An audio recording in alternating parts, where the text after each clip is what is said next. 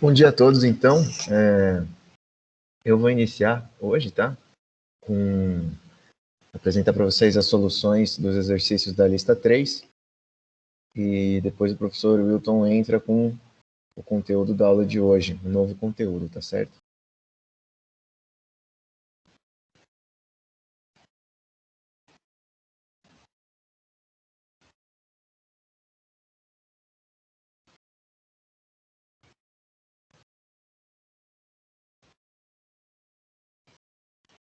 Pessoal, eu vou aumentar a fonte aqui. Vocês me avisam quando tiver ok?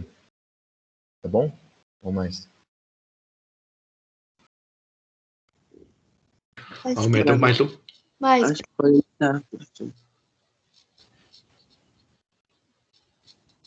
Agora tá bom. Pelo menos pra mim, não sei se meus colegas também.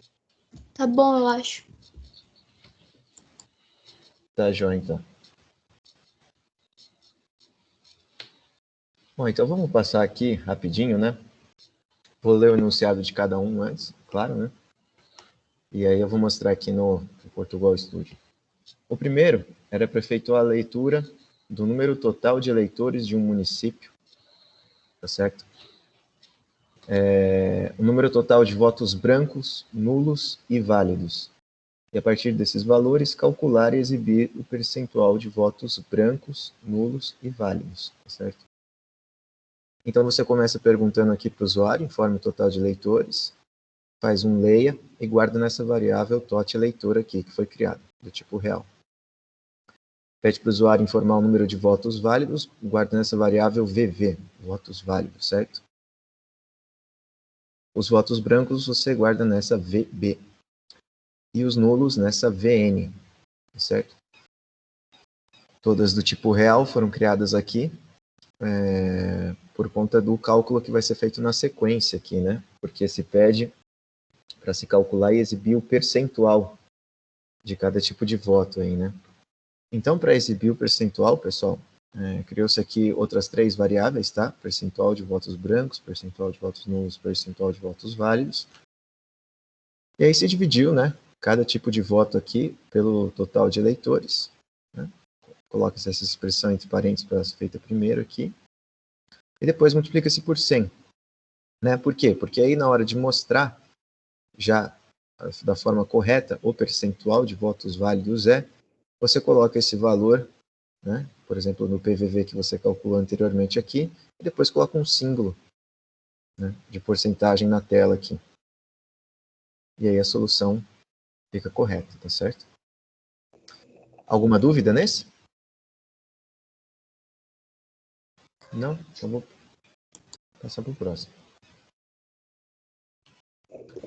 Ô, professor, Oi. tinha que ter posto um negocinho de percentual na saída? Como o senhor pôs ali? Se tinha que ter, depende do quão boa é a mensagem que você quer passar para o usuário, né? Essa é a forma eu não completa, lembro de né? ter colocado. Acho que não pus, Porô. Geralmente, quando você olha uma pesquisa em algum jornal que você assiste ou alguma tabela em algum site da internet, quando a informação diz respeito a um percentual, raramente você vai achar o percentual de votos válidos é 50. Ah, entendi. Daí teria que pôr entre aspas, né? O símbolo aqui, sim. Entendi, Pro. Aqui ele entra normal, não é caractere especial. Caractere especial é só barra invertida. Tá? Uhum. Tá certo, então. Na 2, o enunciado era: uma pessoa precisa caminhar por X quilômetros e seu passo em média é de N metros. Implemente um algoritmo que receba a distância em quilômetros a ser percorrida e o tamanho do passo da pessoa que vai fazer o percurso para exibir quantos passos essa pessoa precisará caminhar considerando esses parâmetros. Então, você começa perguntando aqui, informe a distância a ser percorrida em quilômetros, guarda essa variável chamada distância quilômetros aqui, distância km. Informe o tamanho do seu passo em metros, então T passo aqui, tamanho do passo. E aí, né, antes para se conseguir calcular, né, quantos passos essa pessoa precisará caminhar, aqui precisa estar todo mundo na mesma unidade de medida, certo? Então, se você tem uma distância em quilômetros e vai dividir por um tamanho de passo em metros, você tem que transformar esse cara à sua esquerda aqui para metros, ou seja, você multiplica a distância em quilômetros por 1000. Por quê? Porque cada quilômetro corresponde a 1000 metros, tá certo? Então aqui fica metro por metro, né? Quantos metros tem um passo, então fica aqui, né? Quantos passos, quantas unidades de passo você vai ter que dar, tá certo? E aí exibe. Esse aqui era até mais simples, né? Tudo bem?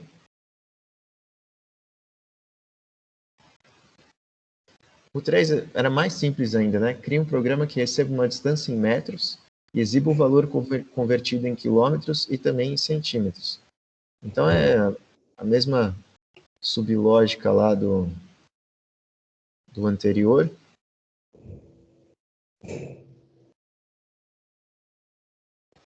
A mesma sublógica lá do anterior, né? Só que fazendo para centímetros também, né?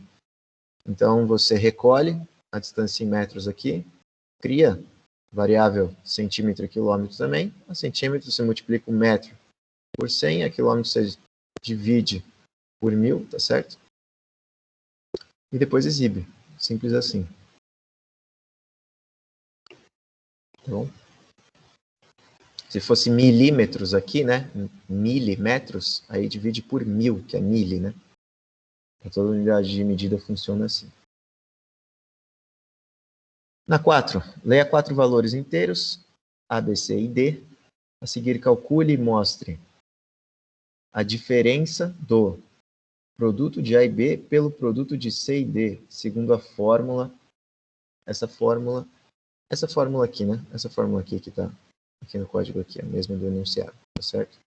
Então, simplesmente recolhe o valor, coloca numa variável A, B, C, D, recolhe do usuário. E aí, né? Aqui se chamou esse resultado aqui de diferença, né? Porque a operação principal aqui é essa subtração, ou seja, essa diferença, né? E aí, de acordo com a fórmula que foi especificada no enunciado. Notem aqui que não precisa de parênteses nenhum dentro desse mais global aqui, por exemplo, por conta da precedência de operadores que vocês viram na aula passada, né? A multiplicação vai ser feita antes da subtração de qualquer forma. Certo?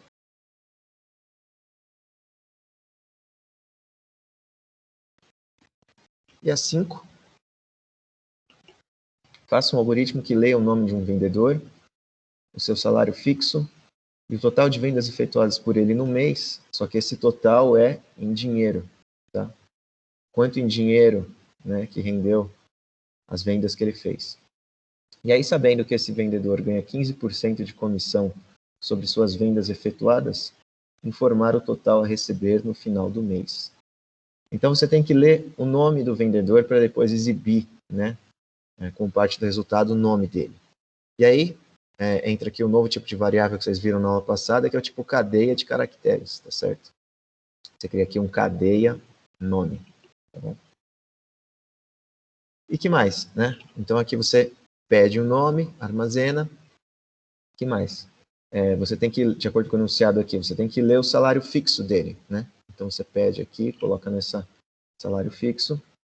Total de vendas efetuadas em dinheiro, coloca aqui no total de venda. E aí o enunciado diz, sabendo que esse vendedor ganha 15% de comissão sobre suas vendas efetuadas. Então você já cria uma variável aqui também do tipo real, né?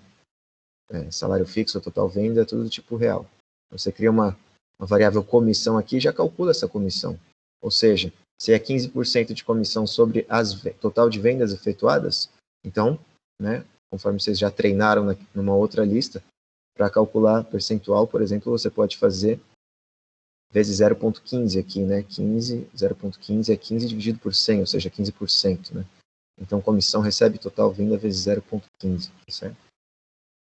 E aí, tem que informar o total, né, a receber no final do mês. Então, qual que vai ser o total? Vai ser o salário fixo mais a comissão, tá certo? E aí vocês vão notar aqui, né, uma coisa nova, que vai ser uma coisa que vai ser discutida na aula de hoje, né? E se eu quisesse, por exemplo, arredondar para 2 casas decimais esse valor aqui? Primeira pergunta, por que eu gostaria de fazer isso? Porque isso aqui diz respeito a um salário. Um salário está, né, numa determinada moeda aí, né? Por exemplo, se tiver em reais, né, os centavos, note, centavos, né, o prefixo cent. Então, ele corresponde a centenas, né, a parte fracionária das centenas, ou seja, 2 casas decimais, tá? 2 zeros depois da vírgula. Então, você não tem 153 centavos. Você até vê imposto de gasolina, em outras situações. Mas para salário, né, é só 2 casas depois da vírgula, a quantidade de centavos que ele vai ganhar. Então, você deseja arredondar esse valor aqui, que possivelmente vai ter mais de 2 casas decimais depois da vírgula. Por quê? Porque ele é do tipo real. Você deseja arredondar esse valor aqui para 2 casas decimais, porque se trata de um salário, né, de um valor em moeda. Então, você vai usar esse mate.arredondar, tá certo? Ou seja, isso aqui é chamado que é uma função, ou seja, é alguma coisa que está fazendo alguma coisa. Então, ele está desempenhando papel para fazer alguma coisa. A função dele é fazer alguma coisa, tá certo? E o que ele vai fazer? Arredondar o que tiver aqui, entre parênteses, à esquerda da vírgula. E qual que é o segundo parâmetro aqui, desse parênteses mais global? O que está à direita da vírgula aqui? 2. Por que 2? Porque você quer arredondar para 2 casas decimais. E aí você joga tudo isso aqui para a variável salário total, para exibir de forma correta aqui, tá certo? Mas, professor, da onde veio esse mate.arredondar? Né? Esse mate.arredondar veio aqui de cima, quando você jogou esse comando aqui nessa sintaxe do Portugal. Inclua a biblioteca matemática mate. Aí, eu acho que eu vou deixar para o professor Wilton abordar o que está acontecendo por trás disso daqui, né? O que é isso daqui, né? O que é esse apelido aqui, porque senão eu vou comer a parte dele, tá certo? E aí depois eu acho que ele pode voltar nesse exemplo aqui. Tudo bem, professor? Tudo bem, professor Dória. As dúvidas aqui no chat, tudo certo também? O pessoal está fazendo algumas perguntas aqui, mas eu já estou respondendo também. Beleza, então. Então eu vou parar minha apresentação aqui se não tiver mais nenhuma dúvida, certo?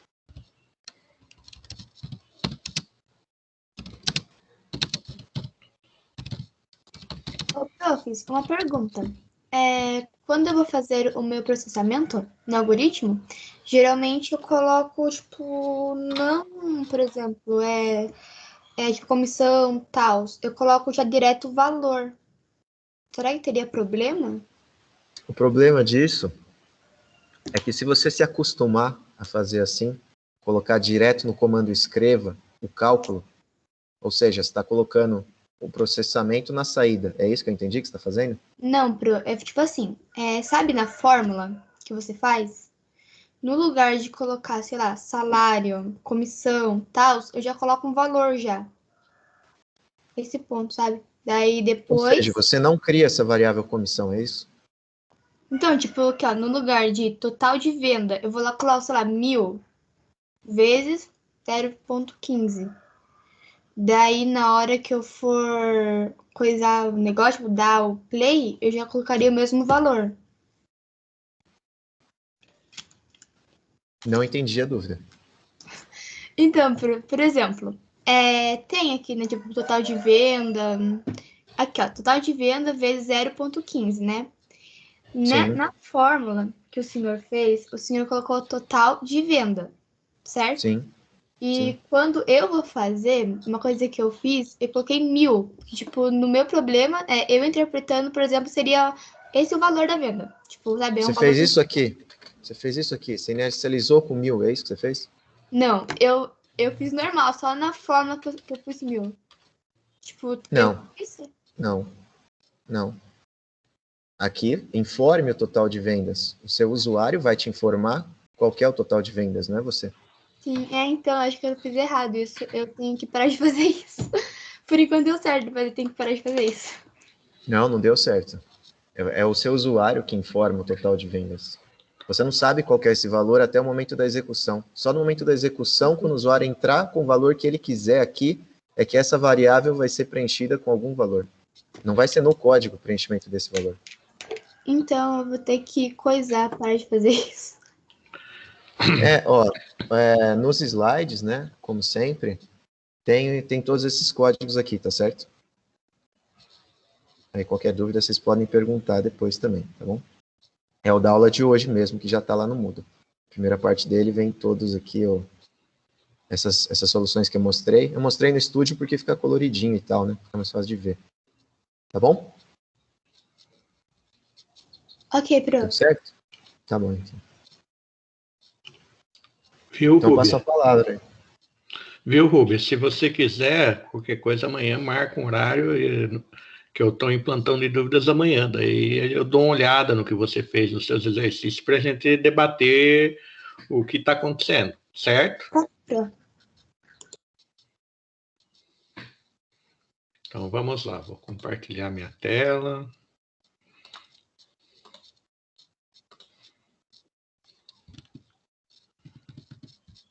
Então, o uso de bibliotecas, né? O professor Eduardo já mostrou a ideia do uso de bibliotecas aí, né? E o que é o uso de bibliotecas? Então, muitas vezes, quando eu preciso resolver determinadas situações dentro de programação, eu implemento um código e esse código vai me resolver várias outras situações diferentes. Então, em vez de eu ficar toda hora redigitando esse código, o que eu faço? Eu empacoto esse código dentro de uma que a gente chama de caixa preta, eu coloco esse código dentro de uma caixa e toda vez que eu for usar essa funcionalidade, eu chamo esse conjunto de funcionalidades dentro do código que eu vou começar a implementar. Então, quando eu faço incluo a biblioteca, eu estou chamando um conjunto de funcionalidades para o meu código. Então, para que isso? Para que eu escreva menos. Então, a ideia sempre de programação é você escrever menos, você resolver cada vez problemas mais complexos escrevendo menos. Então, toda vez que eu implemento um conjunto de código que pode resolver várias situações diferentes, eu geralmente transformo isso numa biblioteca. Então, eu recebo bibliotecas prontas, então toda linguagem de programação você já vai ter várias bibliotecas prontas, e com o passar do tempo você pode implementar também as suas próprias bibliotecas. Então, você trabalha numa empresa lá que resolve um problema ligado aí a questões fiscais, então, uma regra fiscal. Então, todo programa que você faz, você vai ter que usar algum conjunto de programas para resolver regras fiscais. Então, em vez de você ficar toda hora escrevendo os mesmos códigos, você termina embutindo isso dentro de uma biblioteca. Então, aqui, ó, exatamente o que nós falamos, né? Então, um conjunto de funções e comandos já existentes, e esse conjunto de funções dá o nome de biblioteca. As bibliotecas contêm códigos, dados auxiliares que provêm serviço a programas independentes, o que permite compartilhamento e alteração de código de forma modular. Então, quer dizer, eu tenho pacotes, né? Esses pacotes que eu posso fazer esses pacotes conversarem entre si. Então, isso é a ideia de biblioteca. Mas aquilo que nós já conversamos, né? Tudo está voltado ao quê? A eu escrever menos e eu consumir coisas já prontas, eu não ficar toda hora fazendo as mesmas coisas. Então, aqui, primeira coisa que você vai fazer é importar no seu programa. Então, você vai colocar, inclua biblioteca. Toda vez que você for usar a biblioteca, você vai pôr inclua biblioteca. Na frente, você vai colocar o nome da sua biblioteca, certo? E você pode dar um apelido. Então, por exemplo, se eu quiser usar as funções da biblioteca matemática, igual o professor usou o arredondar, eu tenho que fazer a importação da biblioteca E se eu não der um apelido para aquela biblioteca, eu vou ter que fazer, toda vez que eu for usar a biblioteca, eu vou ter que escrever matemática, ponto, arredondar, matemática, ponto, potência, matemática, ponto, alguma coisa. Então, isso aí não é, a coisa mais interessante do mundo. Então, o que eu vou fazer? Eu vou dar um apelido para a biblioteca, eu vou escrever, criar o nome mais curto para a biblioteca, que foi o que o professor Eduardo mostrou lá no exercício 5. Então, inclua a biblioteca matemática, menos, sinal de maior, né? E na frente o apelido da biblioteca. Então, é assim que eu faço, dou um apelido para a biblioteca para que eu tenha um nome menor do que o nome da biblioteca e possa fazer o uso da biblioteca.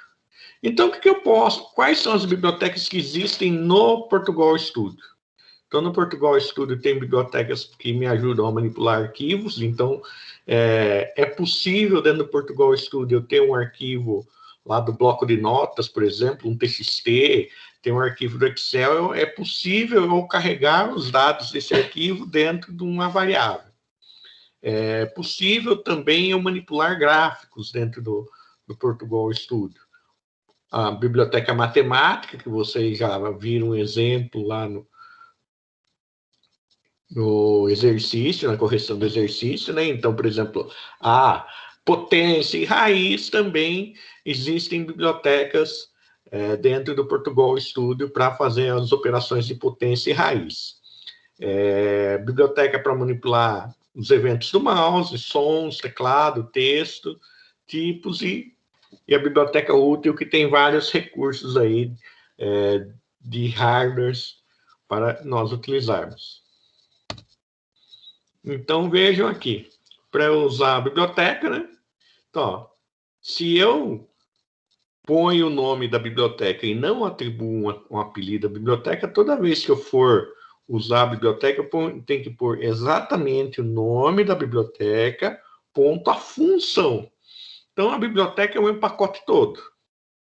A função aqui seria um código que eu tenho dentro dessa biblioteca que faz essa operação para mim aqui, arredonda essa, no caso aqui, faz a operação de arredondamento. Então, matemática, ponto, arredondar, matemática.pi, então, dentro da biblioteca matemática eu também tenho o número pi, e eu estou falando que eu quero usar só 5 posições. Então, isso aqui é o uso da biblioteca sem apelido. Então, eu tenho que chamar a biblioteca como um todo. E estou mostrando o resultado aqui na minha tela. Vejam que a biblioteca texto, eu já dei o apelido T. Então, como eu já dei o apelido T, para eu chamar a biblioteca, eu simplesmente uso T.caixa alta. Então, caixa alta, o que ele vai fazer? Vai deixar esse texto aqui tudo em maiúsculo. Então, é isso que eu estou fazendo. Eu estou escrevendo na tela, estou mostrando na tela a palavra texto toda em caixa alta. Se vocês abrirem o Portugal Studio, para quem tem um Portugal Studio instalado na máquina aí,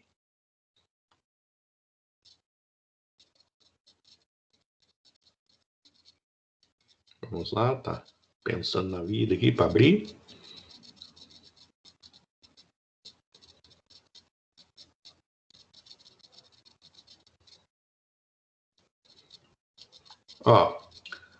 Se vocês, toda vez que vocês abrem o Portugal Studio, vem os exemplos, certo? Então, quando vocês tiverem dúvidas, quiserem consultar alguma coisa, um local bastante interessante de você consultar é no Portugal Studio. Então, vejam que no Portugal Studio já tem biblioteca. Se eu clicar no mais aqui, veja que ele tem exemplo de uso para todas as bibliotecas. Então, arquivo, matemática, texto, útil, gráfico, calendário, internet. E se eu clicar, por exemplo, aqui na matemática, cliquei na matemática, raiz de um número, potência entre dois números, logaritmo de um número, função trigonométrica, maior número, menor número, valor absoluto, arredondamento. Daí, ó, se eu clicar, eu quero saber como que faz a raiz de um número. Clico aqui, ele já me dá um código, ele já dá um código exemplo aqui, ó. Então, ó, abri aqui a biblioteca matemática, ele já dá a sugestão do mate, raiz de número e raiz. Então, aqui, ó. Aqui, como é um exemplo só de uso, ele já fez, criou a variável e já atribuiu um valor. Então, ó, e essa biblioteca raiz, você tem que usar um número real. Então, ele já está dando até a questão do tipo de dado que você tem que usar. Ó. Então, o número recebe 4, mate raiz, o número, né? Então, então você vai tirar a raiz quadrada aqui, ó. Então, a raiz do número. Então, raiz e o 2 aqui está me dizendo que é. Aqui é as partes da raiz, certo? E aqui está vindo aqui, número, raiz cúbica de 27. Se eu rodar isso aqui, ele já vai me dar aí, ó. A raiz quadrada de 4 é 2, raiz cúbica de 27 é 3. Então, são exemplos aí da minha de uso de biblioteca. Então, tudo que eu tiver dúvidas, quiser consultar, para quem está com o Portugal Studio instalado aí na máquina, você tem aqui. Mas também no Ajuda, se vocês procurarem no Ajuda, no manual do Portugal Studio, vocês vão também achar aí referências sobre tudo isso que nós estamos falando. Tem alguns canais aí, eu vou começar a disponibilizar aí no material de apoio alguns canais de Portugal Studio que também explicam bastante sobre esses recursos do Portugal Studio. Então, vejam, ó, eu tenho a função raiz, né, que nós vimos lá, radicando e o índice, né? Então, radicando é essa parte aqui, meu índice aqui, radical é essa parte. Potência, então tem a base, expoente e a potência. Então, a potência é o meu resultado, então radical também, no caso, seria o meu resultado, radicando é o número. Então, eu tenho aqui a outra função também chamada arredondar, né, que nós já vimos, que é o número que eu quero arredondar, e as casas decimais. Lembrando que todos aqui eu pus os elementos que podem ser, certo? Mas dentro da minha função raiz, da minha função potência, da minha função arredondar, eu posso usar números absolutos ou eu posso usar variáveis. Lembrem-se que variáveis podem ser usadas em qualquer lugar, inclusive dentro de funções. No mundo real de programação, o programa é o mais genérico possível. O que é ser mais genérico possível? Sempre trabalhar com variáveis. Por quê? Porque se outra pessoa que vai usar precisa modificar, ele simplesmente vai passar outros valores para as variáveis.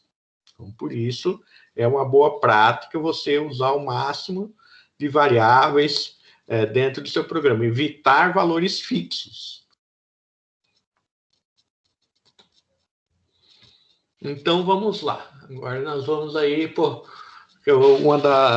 dos temas dentro de lógica, então, que é o que a gente chama de divisor de águas, né? Então, é algo assim que nós começamos a ver lógica, vocês, a grande maioria, tem conseguido fazer os exercícios, tem entendido tudo que nós passamos, a gente fez a correção das listas, vocês tiveram bons resultados. Quem ainda tem alguma dúvida, nós recomendamos fortemente que agendem um plantão de dúvidas.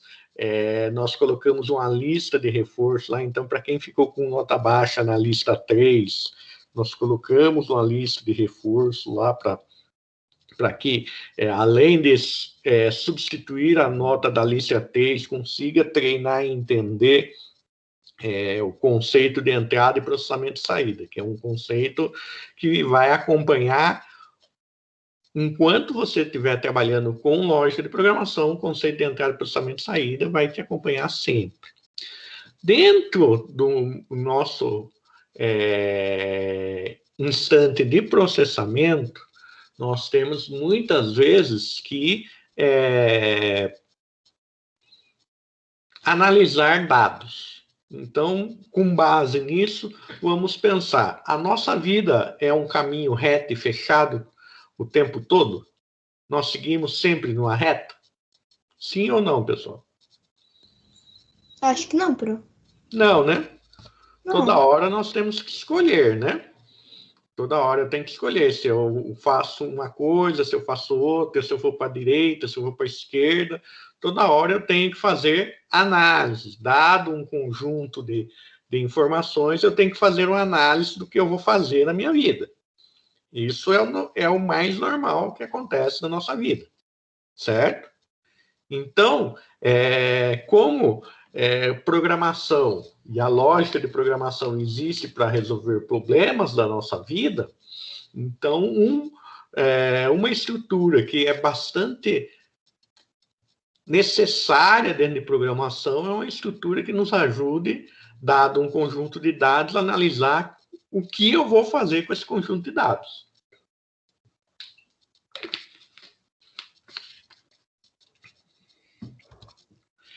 Então, pensando aqui, eu posso, por exemplo, no cenário de vocês, quando nós voltarmos à vida normal aí, pós-pandemia, vocês podem ir para a escola a pé, vocês podem ir para a escola de ônibus, vocês podem ir para a escola de bicicleta. Então, vejam que o objetivo é chegar na escola. Eu tenho aqui, nesse primeiro cenário, 3 maneiras de chegar na escola. Mas como eu vou analisar qual decisão eu vou tomar? Como que eu vou pensar nisso? Então, eu posso pensar, se eu estiver com pressa, então, a primeira coisa, estou com pressa, então isso pode ser aí um cenário a ser analisado. Eu estou com pressa? Se a resposta for sim, eu vou pegar o ônibus para chegar na escola. Se a resposta for não, eu vou de bicicleta. Então, vejam que toda vez que eu tenho uma estrutura, uma decisão a tomar, eu sempre vou ter 2 caminhos em programação. Sim ou não.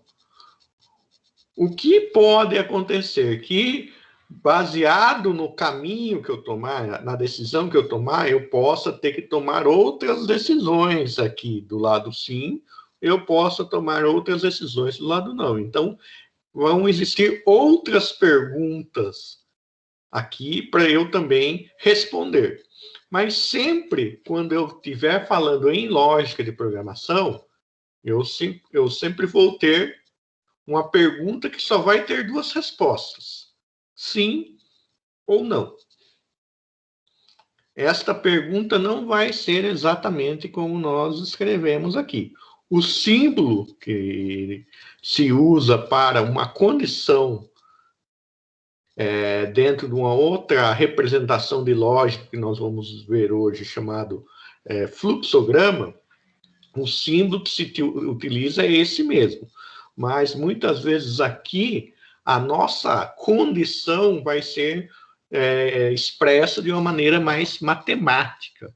Então, a matemática, ela é uma linguagem, né? Então, matemática ela é uma linguagem utilizada para representar o mundo de maneira exata. Então, toda vez que eu preciso representar o mundo de uma maneira mais exata, eu tento transformar a representação do mundo de maneira mais matemática, porque aqui eu estou tendo uma representação baseada na língua portuguesa. E vocês vão ver que ao longo do processo nós vamos fazer uma representação mais matemática aqui dentro. Então, vamos lá. Vamos pegar um cenário aqui, para vocês entenderem. Se eu tiver R$20, eu vou ao cinema. Então, se eu tenho R$20 ou mais, eu vou ao cinema. Se não, eu não vou ao cinema, certo? Então, isso aqui é o cenário que nós vamos trabalhar até chegar a um programa que nos ajude a tomar essa decisão. Parece algo simples, mas é algo prático para vocês verem que decisões, muitas vezes, podem ser tomadas por máquinas. E se vocês verem no mundo real, muitas decisões são tomadas por máquina. Então, por exemplo, quando eu tenho um carro, dentro de um carro eu tenho um computador hoje, chamado injeção eletrônica, que ele vai decidir se ele vai injetar mais combustível, se vai injetar menos combustível, se ele vai acelerar mais o carro, se ele vai acelerar menos o carro, baseado no quê? Na leitura de dados dos sensores. Então, vejam que dentro do carro, que é algo que a gente tem no dia a dia, eu já tenho um computador que toma um monte de decisão. Continuando no nosso cenário, eu poderia escrever assim. Se nós pensarmos no nosso dia a dia, a gente pensa assim: se eu tiver R$20, então vou ao cinema. Se eu não tenho R$20, eu vou ficar em casa. Então, se vocês forem analisar, eu faço isso aqui ou eu faço isso aqui. Depende se eu tiver R$20. Geralmente não é dessa maneira que nós pensamos? Sim ou não? Sim, pro. Então. Sim. Oi. É dessa forma mesmo. Então, vamos lá. Só que isso aqui é a maneira que nós pensamos. Nós temos que começar a pensar, representar esse mesmo cenário de uma maneira um pouco mais matemática. Então, pegando o nosso programa, eu vou criar uma variável do tipo inteiro aqui, poderia ser do tipo real, chamado carteira. Por que carteira? Porque é onde eu guardo meu dinheiro. Daí, depois, eu vou pedir para o meu usuário informar quanto dinheiro ele tem e vou armazenar o dinheiro dele na carteira. Vejam que o meu C manteve, então o C está igualzinho, certo? A expressão, se eu tiver R$20 e eu matematizei usando carteira, que é onde eu armazeno meu dinheiro, for maior ou igual a 20, então se o conteúdo da variável carteira for maior ou igual a 20, eu vou ao cinema. Vejam que aqui, outra coisa importante, a estrutura C, ela é uma estrutura. Então, toda estrutura tem uma abertura e um fechamento de chaves. Então, abri a estrutura, escrevi a estrutura, abri as chaves, fechei as chaves. Então, se eu tiver R$20 ou mais, eu vou ao cinema. Se isso não for verdade, então, se eu não tiver R$20, eu vou ficar em casa. Então, eu tenho a palavra senão, abro minhas chaves e faço. Prof, eu posso pôr só um comando dentro aqui do C? Não, você pode pôr quantos comandos você quiser. Posso pôr só um comando dentro do C? Não, você pode pôr quantos comandos dentro do C? Não. Boa prática. Mas isso também o Portugal Studio já faz. Na hora que você abre essa chaves aqui e dá um Enter, ele automaticamente cria essa chave para você aqui. Mas, se você tivesse num ambiente que não fizesse isso, uma boa prática é, abriu a chave, já fecha ela. Porque aqui nós temos poucas chaves por enquanto, mas eu posso ter um monte de chaves dentro do meu programa. Então, por isso, para eu não me perder na chave e o programa ficar dando erro depois, eu abri uma chave e já fecho ela. Então, é uma boa prática. Então, vamos lá. Então, isso aqui, eu vou ter a minha entrada. Posso fazer conta, no meu processamento, eu posso ter contas, posso ter outras coisas que eu vou fazer dentro do meu processamento, e a minha condicional vai pegar o resultado do meu processamento e fazer análise para quê? Para complementar o meu processamento. Então, o C e o C não seriam estruturas de processamento, que ajudam a complementar o meu processamento. Então, digamos lá que eu tenho um programa para calcular o meu imposto de renda. Então, vocês sabem que o imposto de renda você pode ser isento, você pode pagar 7% de imposto, você pode pagar 14% de imposto, vocês podem pagar 20% de imposto, pode pagar 27,5% de imposto. Então, o que vai dizer isso? O total, a soma total das minhas rendas tributáveis. Então, vou receber todas as rendas que eu tive, vou analisar se essas rendas são tributáveis ou não, e somar essa renda baseado no valor, daí eu vou analisar o percentual de imposto. Então, vejam que eu já tenho um processamento maior. Então, eu faço cálculos, faço uma série de coisas e depois eu vou analisar o resultado desses cálculos para continuar fazendo outros cálculos. Então, diagrama de blocos, né? Então, nós vimos até agora que nós podemos representar uma determinada lógica, um determinado conjunto de passos lógicos usando uma linguagem específica chamada português estruturado. Mas não é só com português estruturado que eu posso representar as minhas soluções. Eu posso também representá-lo, as minhas soluções, usando um conjunto de desenhos, onde cada desenho tem um significado para que o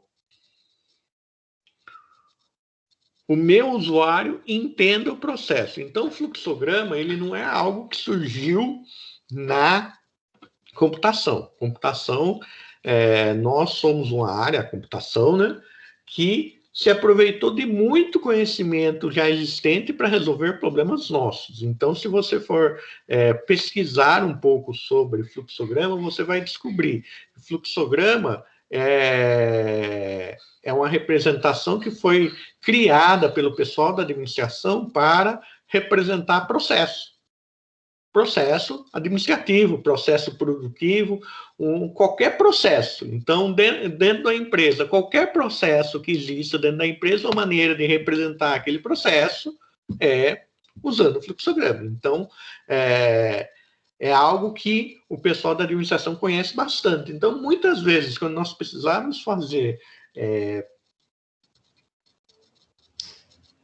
automações dentro da empresa, modificações de processos dentro da empresa, utilizando computadores, para debater essas mudanças ou essas automações com o pessoal da administração, se adotou o fluxograma.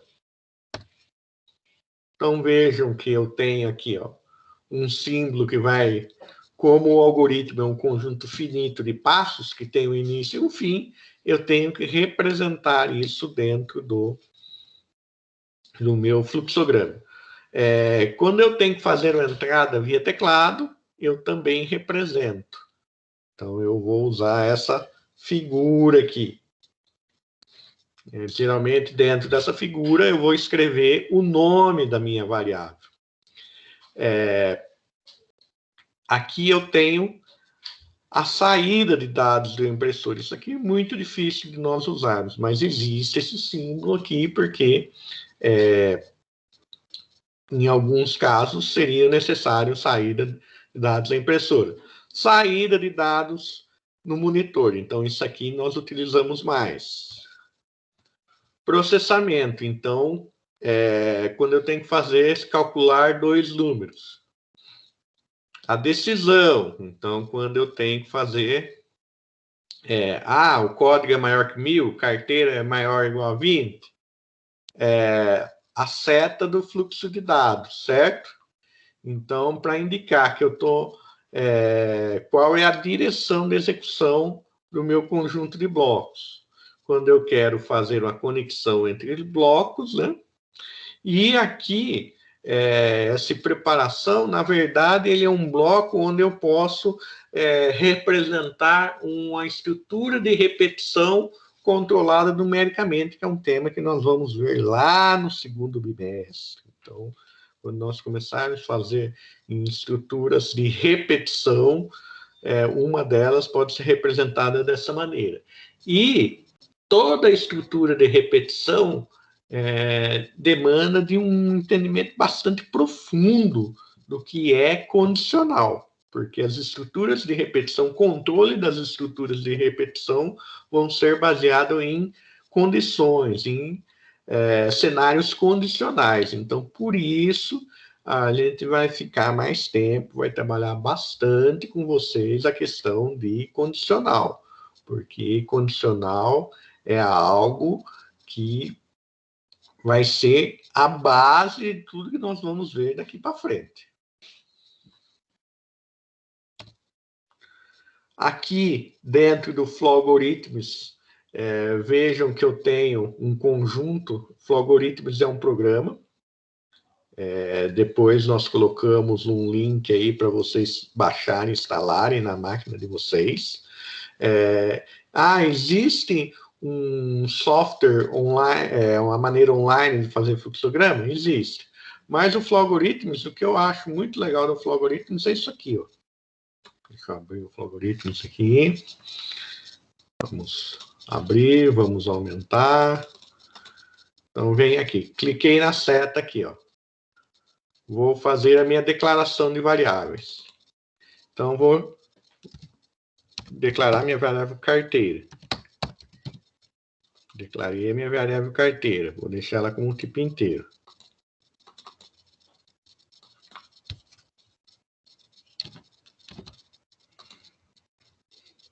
Daí eu vou fazer a entrada, pedir para o meu usuário informar a variável carteira. Então, vim aqui e pus, né? 2 cliques dentro da figura, escrever carteira, que é o nome da variável que eu vou fazer a entrada. Vou fazer a minha condicional. Então, a minha condicional aqui em controle alternativo. Vou escrever a expressão. Então, carteira maior ou igual a 20. Se for verdade, né? Se isso for verdade, eu vou ter uma saída que é vou ao... Esqueci de pôr as aspas, né? Então, como é uma mensagem, eu tenho que pôr entre aspas do mesmo jeito. Vou ao cinema. Fecha minhas aspas.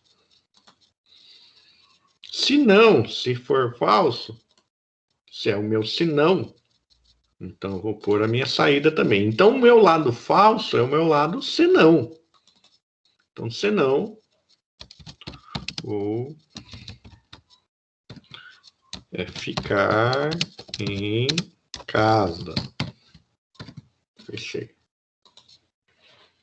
Então, o meu algoritmo no cinema está pronto. Para eu mudar o visual desse cara, ficar com esse visualzinho aqui, eu venho aqui, ó, alterar estilos, cores, e eu vou deixar no estilo IBM, porque se eu trocar aqui, ó, vejam que as figurinhas mudam. Então, o nosso padrão que nós estamos usando, para quem for instalar depois o Flowgoritms, é o padrão IBM. Ok. Então, vocês vão vir aqui em alterar estilos. O legal, então, aqui a velocidade de execução, vou deixar lenta, que eu posso executar aquilo que eu falei para vocês. Se eu usar uma ferramenta online, A minha ferramenta online vai fazer esse desenho. Vou conseguir fazer esse desenho, vou conseguir gerar uma imagem desse desenho. Só que eu não vou conseguir executar esse desenho. Aqui, no Flow Algorithms, eu consegui executar. Então, se eu der aqui um executar, ó, ele veio aqui, executou aqui, ó, ele abriu essa caixinha de diálogo para mim aqui, ó. Vou até pôr aqui do lado. Então, vou pôr 20. Na hora que eu der um Enter aqui, esse cara vai ficar verde, porque está sendo executado aqui, vai analisar e vai para um dos lados. Então, prestem atenção. Veio ao cinema. Então, vejam que ele fez um determinado caminho. Ele desviou para um determinado caminho. Se eu der um play de novo aqui, ó, parou aqui. Então, vou pôr 19. Dá um Enter. Então, veja que ele fez outro caminho. Então, eu executei e mostrei essa ideia dos diferentes caminhos para mostrar, para vocês entenderem uma outra nomenclatura que existe dessa estrutura aqui, condicional, dentro da literatura, que se chama desvio condicional. Porque até o presente momento, nós fazíamos a instrução, executava passo a passo. Você executava todas as instruções, não tinha desvio. Aqui nessa instrução, começou a ter partes que se executam e partes que não executam. Então, por exemplo, lá, nos nossos problemas anteriores, então vamos pegar um problema anterior básico aqui. Vamos pegar um da lista, nós fizemos a lista 3, né?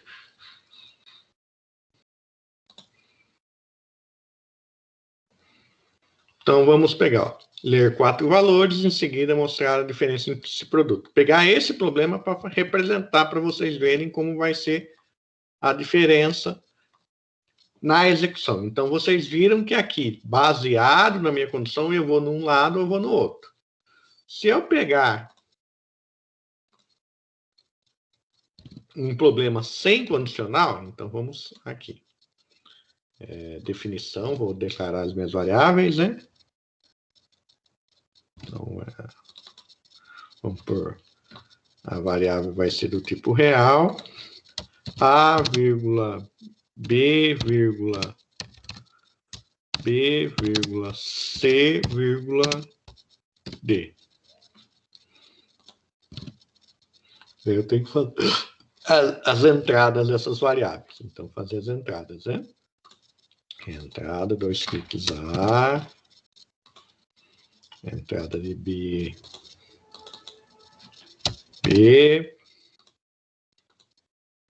Entrada de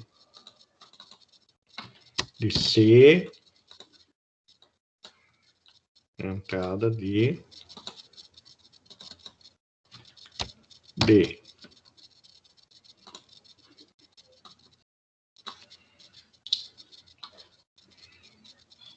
Certo? E faltou uma variável aqui, né? Então, faltou minha variável diferença. Então, veja que eu tenho a diferença. Então, vou pôr uma variável aqui. Mais uma variável chamada diferença. E mais uma variável aqui. Por quê? Porque é essa variável que vai armazenar o meu resultado. Então, vem aqui, eu vou vir aqui em atribuição. Então, atribuição é onde eu faço o meu cálculo. Então, a variável diferença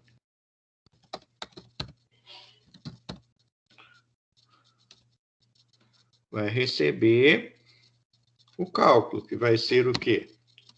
A vezes B menos C vezes D.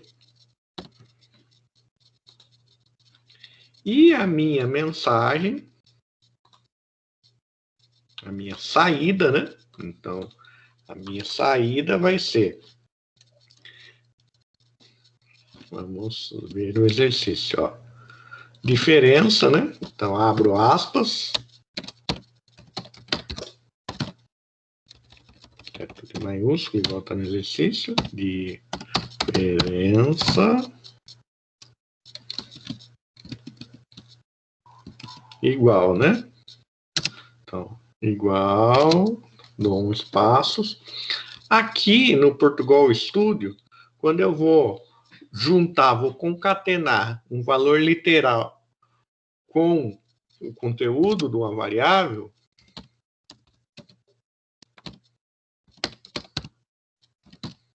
eu uso a vírgula. No Flowalgoritmos, eu uso o sinal de E comercial, que é aquele S esquisito. Ó, esse sinalzinho de E comercial, que está em cima do número 7 no teclado do computador. Então, vou reduzir um pouco, só para vocês enxergarem a execução. Ó, então vejam que o meu fluxo segue sempre em frente. Eu não tenho toda vez que eu executar esse cara aqui, ele vai executar todos os passos, não vai desviar em lugar nenhum. Então, se eu vier aqui, der um play, criou isso aqui, fez aqui, ó. Já abriu aqui, valor de A. Então, vamos pegar lá os valores de teste. 5, 6, 7, 8, né? Então,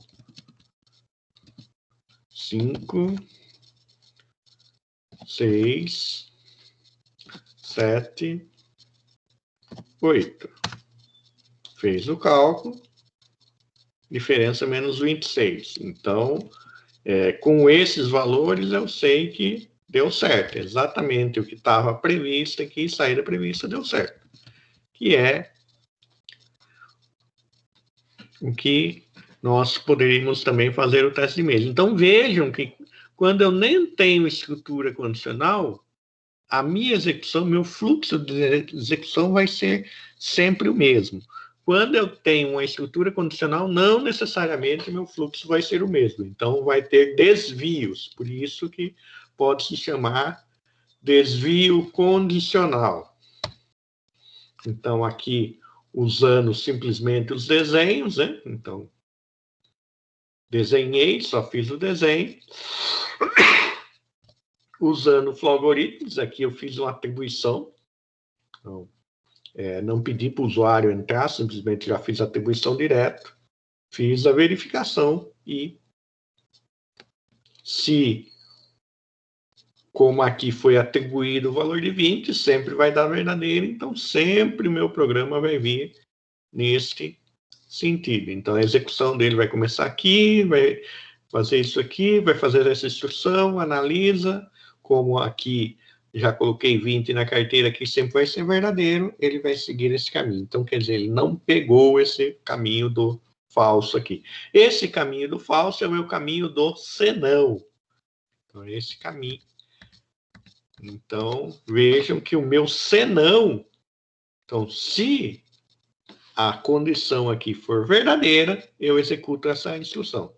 Se essa instrução não for verdadeira, se o que retornar dessa análise for falso, eu venho para cá.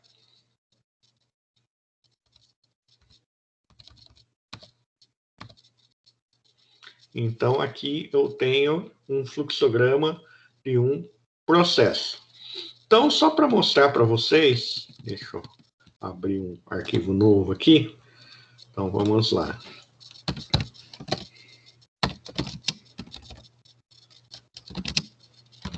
Carteira.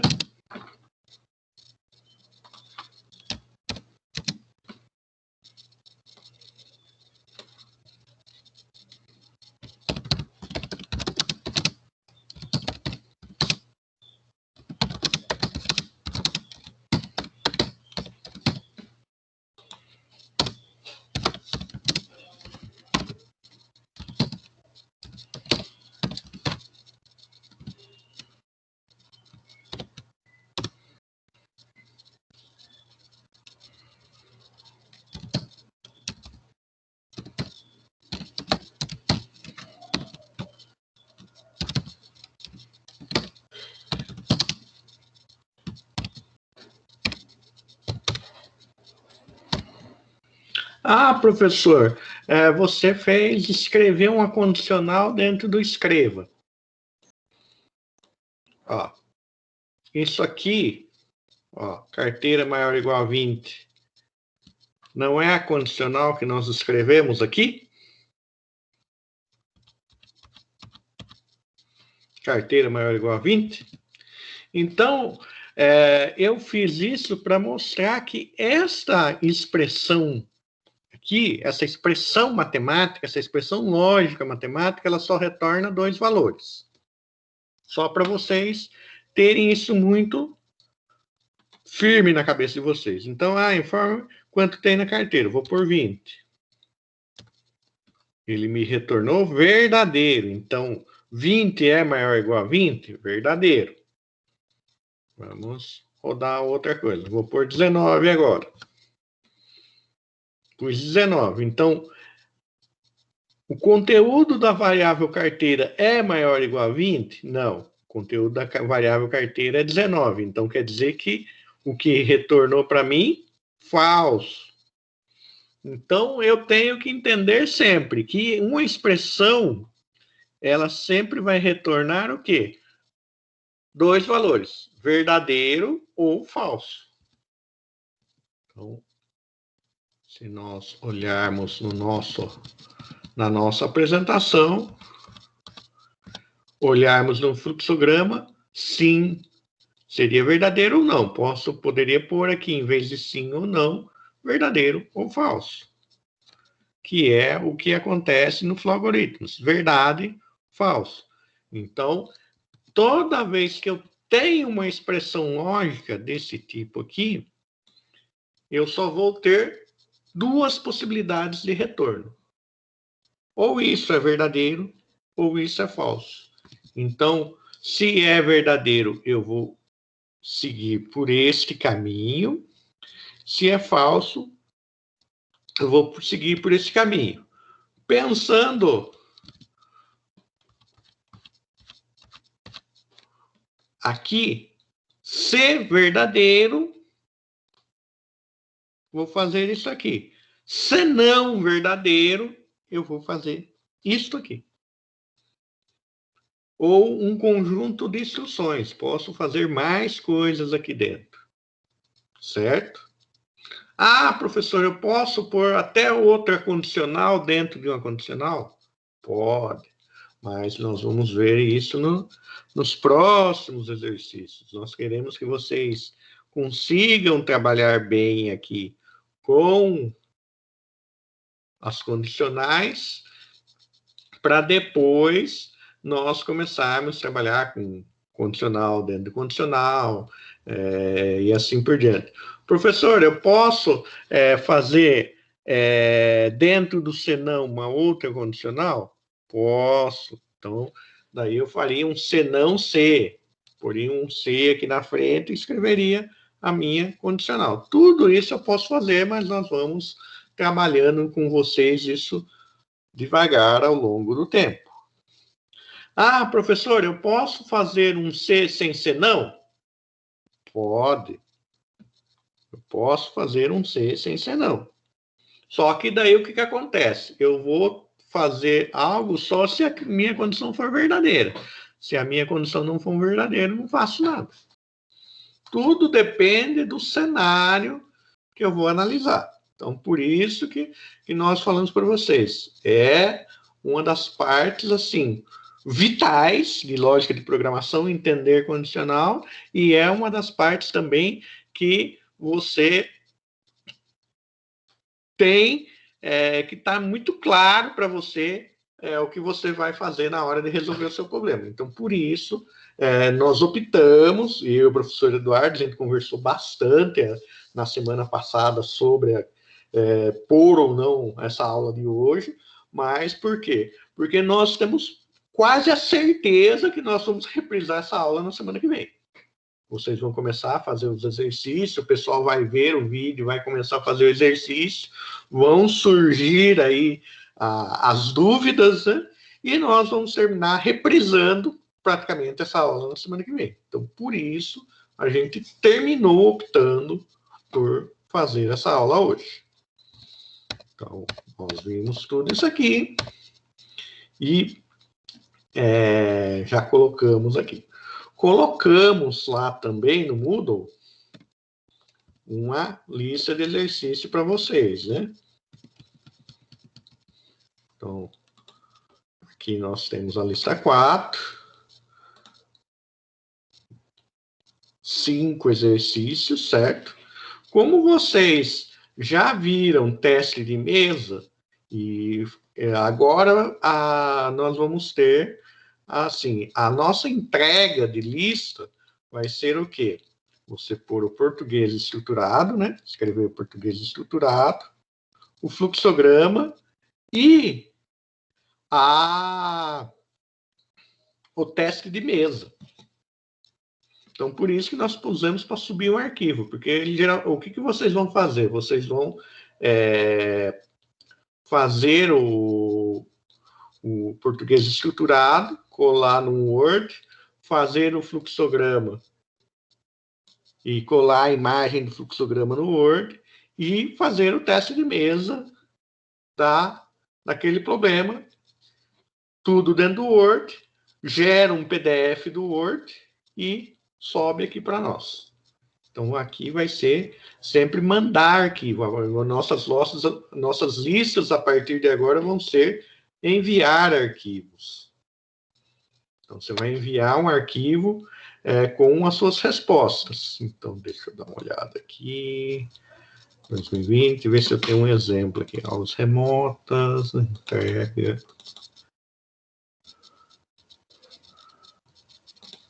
Queria ver se eu tinha uma entrega de...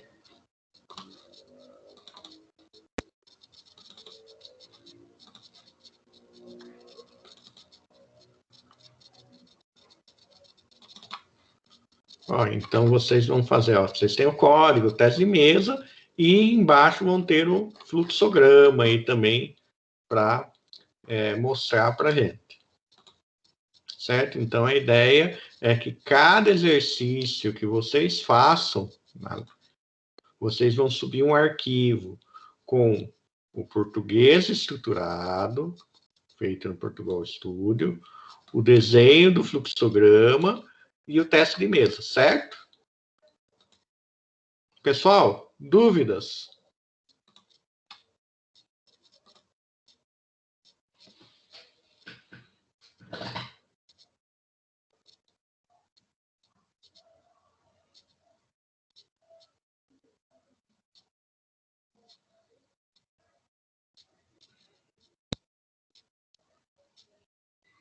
Então, nós vamos já encerrando por hoje, certo? Deem uma olhada na lista, a gente vai até, de repente, aumentar prazo para a gente deixar até para mais dias essa lista, certo? Até porque não está todo mundo na aula, né? Professor, Oi. eu posso marcar, então, o horário de atendimento com o senhor amanhã? Pode. Que horário? É das 2 até as 4h30 que eu tenho o horário de atendimento. Daí você vê que horário que você pode. Tá, então aqui amanhã eu também queria participar do horário de atendimento de matemática, que eu acho que também é das 2 às 3. Eu acho que umas 3 horas. Eu falo pro professor Marcel, umas 3 Faz o seguinte, a hora que você conseguir ver o horário que você vai fazer lá, você me avisa. Ou, se você quiser, a gente pode fazer na quinta também. Pode ser então, Pro. Tá bom? Tá, qualquer coisa manda um e-mail pro senhor, daí avisando. Pode mandar um e-mail, tem um link lá do meu Skype, daí você pode criar um Skype, daí a gente vai trocando ideia também, pode ser? Tá, Pro, obrigada. Nada, imagina, eu que agradeço.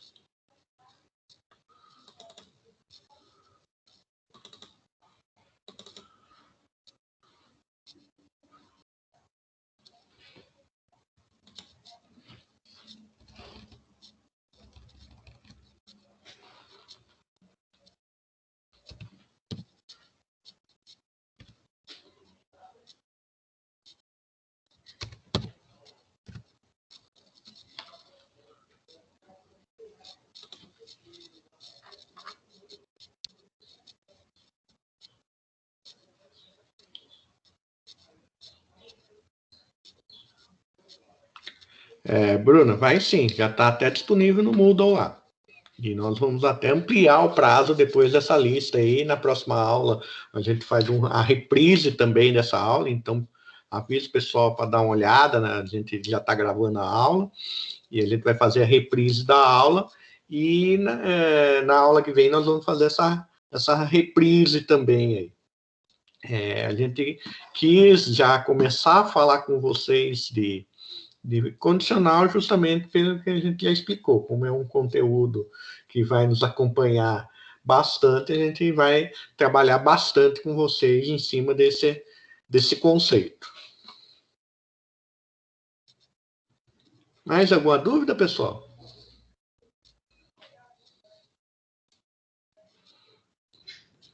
Acho que não, Pro. Então, pessoal, vou encerrar a gravação, né? Mas a gente fica por aqui. Se vocês quiserem perguntar mais alguma coisa, até umas 10, nós estamos aqui para conversar com vocês e tirarem dúvidas.